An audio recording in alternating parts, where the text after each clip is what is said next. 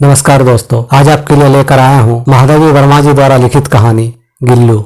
सोन जूही में आज एक पीली कली लगी है। इसे देखकर अनायास ही उस छोटे जीव का स्मरण हो आया जो इस लता की सघन हरितिमा में छिपकर बैठता था और फिर मेरे निकट पहुंचते ही कंधे पर कूदकर मुझे चौंका देता था। तब मुझे कली की खोज रहती थी, पर आज उस लघु प्राण की खोज है। परंतु वह तो अभी इस सोन जूही की जड़ में मिट्टी होकर मिल गया होगा। कौन जाने स्वर्णिम कली के बहाने वही मुझे चौंकाने ऊपर आ गया हो। अचानक एक दिन सवेरे कमरे से बरामदे में आकर मैंने देखा दो कौवे गमले के चारों ओर चोंचों से छुआ छुआल जैसा खेल खेल रहे हैं। यह काक भुसुंडी भी विचित्र पंछी है, एक साथ समादरित, अनादरित, अति सम्मानित, अति अवमानित। हमारे बेचारे पुरखे न गरुड़ के रूप में आ सकते हैं, न मयूर के, न हंस के। उन्हें पितर पक्ष में हमसे कुछ पाने के लिए काक बनकर ही अवतीर्ण होना पड़ता है। इतना ही नहीं, हमारे दूरस्थ प्रियजनों को भी अपने आने का मधुर संदेश इनके कर्कश स्वर में ही देना पड़ता है। दूसरी ओर हम कौवा के काम करने को अवमानना के अर्थ में ही प्रयुक्त करते हैं। मेरे काक पुराण के विवेचन में अचानक बाधा आ पड़ी, क्योंकि गमले और दीवार की संधि में छिपे एक छोटे से जीव पर मेरी दृष्टि रुक गई। निकट जाकर देखा, गिलहरी का छोटा सा बच्चा है जो संभवतः घोंसले से गिर पड़ा है और अब कौवे जिसमें सुलभ आहार खोज रहे हैं। काकतई की चोंचों के दो घाव उस लघु प्राण के लिए बहुत थे, अतः वह निश्चेष्ट सा गमले से चिपक कर पड़ा था। सबने कहा कौवे की चोंच का घाव लगने के बाद यह बच नहीं सकता, अतः इसे ऐसे ही रहने दिया जाए। परंतु मन नहीं माना। उसे होले से उठाकर अपने कमरे में ले आई।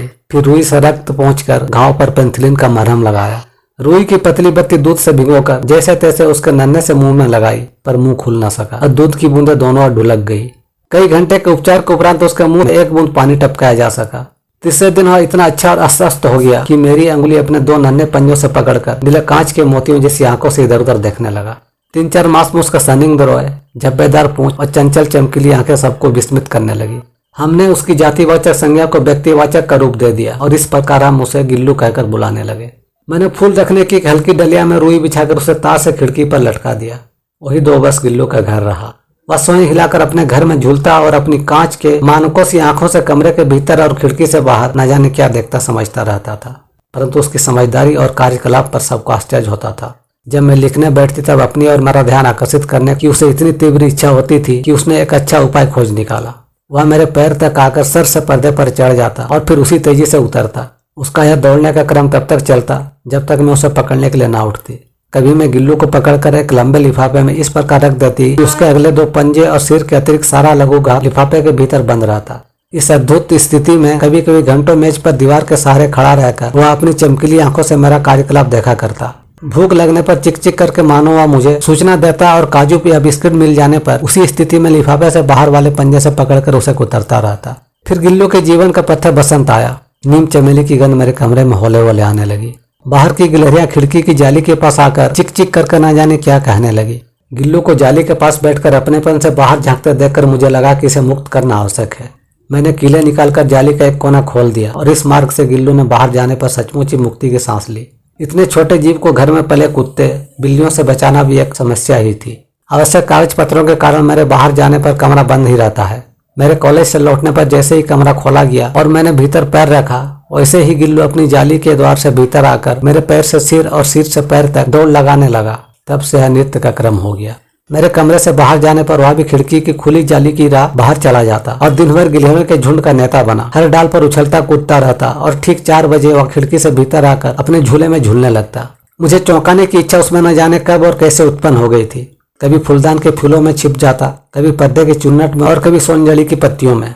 मेरे पास बहुत से पशु पंछी है और उनका मुझसे लगाव भी कम नहीं है, परंतु उनमें से किसी को मेरे साथ मेरी थाली में खाने की हिम्मत हुई है ऐसा मुझे स्मरण नहीं आता।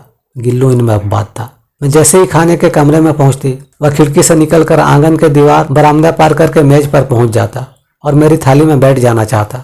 बड़ी कठिनाई से मैंने उसे थाली के पास बैठाना सिखाया, जहां बैठकर वह मेरी थाली में से एक एक चावल उठाकर बड़ी सफाई से खाता रहता।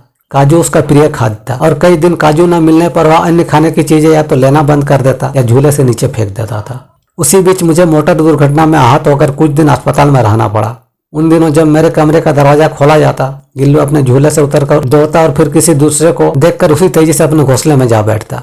सब उसे काजू दे आते, परंतु अस्पताल से लौटकर जब मैंने उसके झूले की सफाई की तो उसमें काजू भरे मिले, जिनसे ज्ञात होता था कि वह उन दिनों अपना प्रिय खाद्य कितना कम खाता रहा।